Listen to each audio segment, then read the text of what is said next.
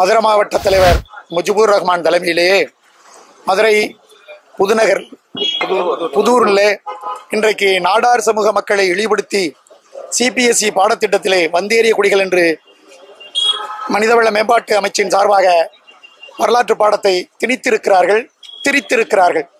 இதை கண்டித்து எஸ்டிபி கட்சியினுடைய மதுரை மாவட்டத்தின் சார்பாக இந்த கண்டன ஆர்ப்பாட்டம் இங்கே நடந்து கொண்டிருக்கிறது. எஸ்டிபி கட்சி 2010 இதற்கான போராட்டத்தை நாகர்கோவிலே நாங்கள் நடத்தினோம். அதிலிருந்து சில குறிப்புகள் மட்டுமே நீக்கப்பட்டிருக்கிறது. இன்னும் முழுமையாக அந்த பாடப்பகுதி நீக்கப்படவில்லை. அதை மீண்டும் 9ஆம் வகுப்பு வரலாற்று பகுதிப்படுத்த இன்றைக்கும் வைத்திருக்கிறார்கள்.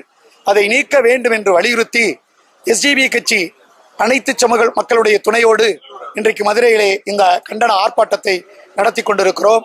இங்கே தமிழகத்திலே அதனுடைய பெயரை சொல்லி நாடாரின தலைமை என்று சொல்லக்கூடிய அக்கா தமிழிசையும், கன்னியாகுமரி மாவட்டத்திலே நாடார்களுடைய ஓட்டை வாங்கி மத்திய அமைச்சராக இருக்கக்கூடிய அண்ணன் திரு பொன்னார் அவர்களும் இந்த பிரச்சனையை கையில் எடுக்கவில்லை.